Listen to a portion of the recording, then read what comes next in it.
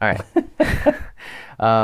Okay, cool. So the next one, we're going to talk about gazing with plants. Like, I Sure. always think when I think of gazing with plants, I always think of like a potted house plant or something like that, you hmm know. So what would that, how would we I do? mean, it can be two versions, right? It could be outdoors, which I prefer, but you could do it inside as well. And obviously, uh, you know, with live plants, we want to do it,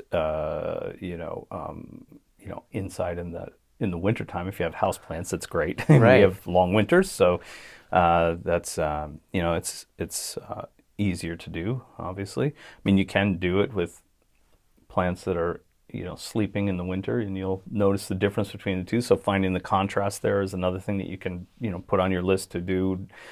Next year in the winter, go outside and look at plants, and see plants and see what happens and see what the difference is.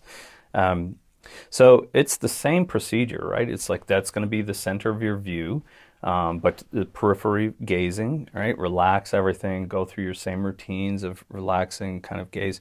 And usually, I think the standard is you don't usually see with a plant, you don't usually see let's say, the etheric outline first.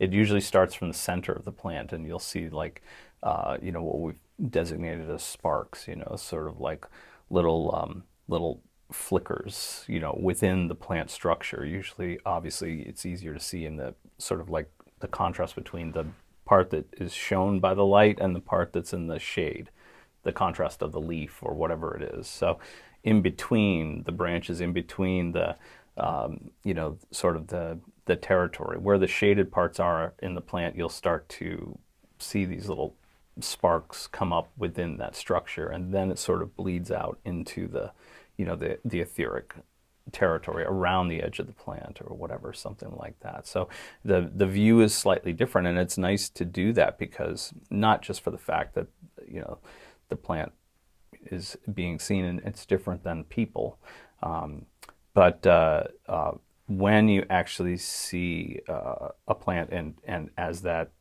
grows and gets more dense, you're going to see that the shape of the aura itself is different in general than like a person that's like an egg shape, right? Inverted egg shape. So, and it's good to know, right? It's just good to see they're not all, it's not homogeneous, right? It's not like every plant or every tree has this, this shape, um, or that everything on Earth has this oval type shape to it. It doesn't. The different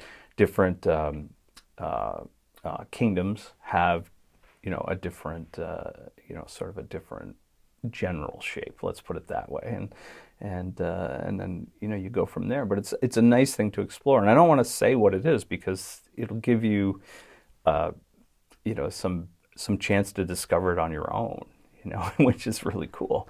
And Yeah. so there's so having that plant, whether it's in the ground outside Mm-hmm. or whether it's potted and it's in front of us in the house, um, there's nothing more to it than sitting, relaxing, and gazing, Mm-hmm. and continually coming back to that. I mean, I don't Yeah. want to reference back to all these other exercises that we've done, but it's hard to think like, okay, well, we've done all these complicated things, and we're practicing these things to level up our energy or adjust our field or make ourselves more sensitive or whatever.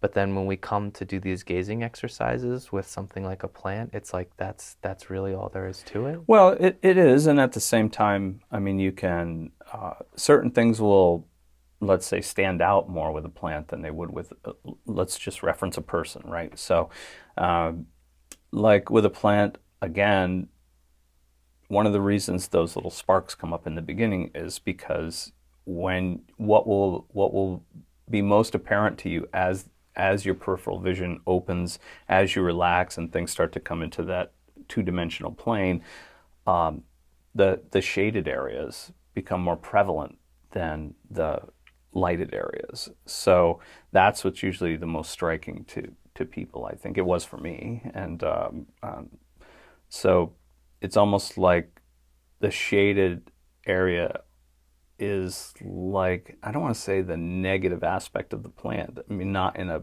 good bad thing. Just Hmm. sort of like it's not the thing that we normally look at. We're usually looking at the color of the flower, the color of the leaves. Is it variegated? Is it not? What's the shape? And all of this type of stuff. When you go into that gazing and things become two-dimensional and everything is sort of taking equal plane, then what's striking is it's that the negative aspects of that, the dark aspects of that, are actually sort of jumping to the forefront, and you notice that more clearly. I think because it's more uniform than like a variegated leaf, or this color of green, or that color of blue on the flower, or whatever it is. It's like those things help, sort of draw our attention to them. But shade is shade. It's dark. And so that darkness sort of, when you do the two-dimension thing, that sort of jumps out as a single form. So it's like a plant made out of shade. And that's superimposed over the color variation of the rest of the plant. But on equal terms, what's more dramatic? Not all these colors. It's the solid shaded areas that it's like they produce their own kind of shape and form within the plant. And so it's almost, again, it's almost like that's superimposed over the color scheme, but stands out starkly from the color scheme. And so even though you're not focusing on it, because as soon as you focus on it, you're going to lose it. But you see it easily when you've gotten to that relaxed stage and it's just that two-dimensional form. And I think because your attention goes there, that's why you start seeing, some of those sparks and whatever, sort of come out from that shaded area form. That's what comes into view first. And then it sort of spreads out. Sometimes it just covers the whole plant. Sometimes you get the etheric line around it, that type of thing. Right. I guess all I'm saying in referencing those other exercises or whatever is just kind of as we start to do these gazing exercises in these different territories with different kingdoms, and bringing it back again to the simplicity of relaxation and gazing, and that's really where the key is for learning to see anything, and all the other exercises that we've done are ways that we make that the simplicity of that better, because right. we make ourselves more sensitive. We make ourselves more. We get better at the relaxation. We get clearer. We get less distracted. All those things. But then when it comes back to sitting down and trying these things out, it comes back to simplicity again. Yeah. Again, I mean, think about it. As an analogy, think about it like working out. It's like nobody wants to just have like one bicep perfectly formed. No matter how perfectly formed, it's going to look weird with the rest of the body. You're going to become unbalanced. But, it doesn't mean that, in a longer, workout or a longer time working out that you're, like that's why they break it up a lot of times, like, oh, shoulders and back today and chest and, legs or whatever it is, right? Abdomen, they break all these pieces, and then, when they're observing themselves or whatever, it's like, oh, okay, it's like, it looks like I need more calf work, or it looks like I need more this. It's not like they're looking at one segment and going, oh, that's, the perfect bicep, now I can stop. It's like, no, it needs to be integrated with everything else. And so they're constantly coming back to, how does the whole form? Is it balanced? Is it symmetrical? Is it, is everything developed to the same degree that everything else is for that symmetry?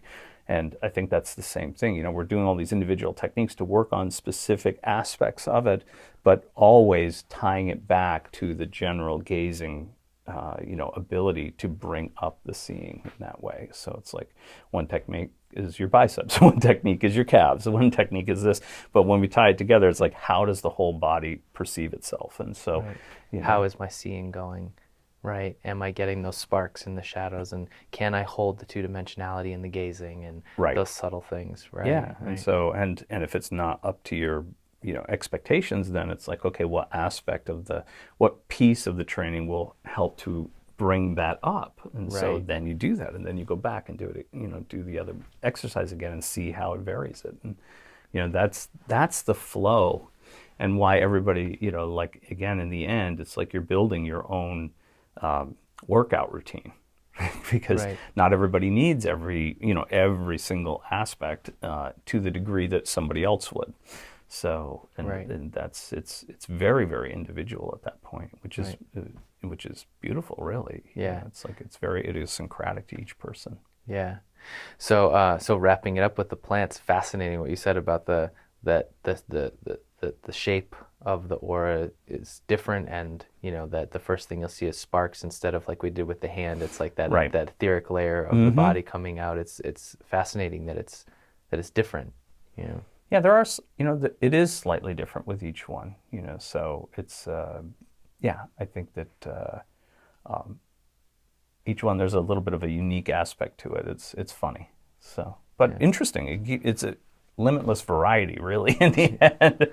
Whether you're doing a 100-foot pine tree or you're doing, a little house plant in a potted, a little tiny one on your If we desk. wanted, if we wanted to look at choosing a plant that would give us that might have a field that would be easier to see than others. Obviously, easier to see plants outside in the spring than in the winter. But like, if we were to do some plants, are some plants easier to see than others? Sure. I would say if I were looking at like scale of ease as a marker, pine trees, any type of pine or evergreen, and for outdoors. Easiest, yep. And any houseplant that you've had for a while and it does really, really well in your house.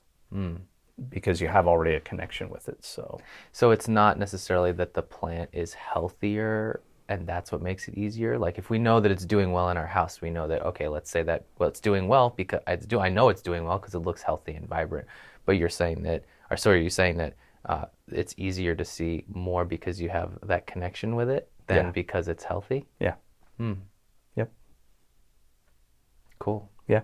It is. No, it's fascinating. Yeah, it's fascinating. yeah. It's really cool, the difference there, that you'd think it's just like a little bit more objective, like it's just easier to see because it's doing better and its field is denser and bigger. It's like, but no, it's more about that sympathy that you share with the plant. Right. Like sees like. And that's the same with the pine tree. Same with the pine tree. There's pines everywhere in the world because it has the closest resonance with people as far as the plant world goes. Very cool. Yeah. All right. Thanks, man. Hey, no problem.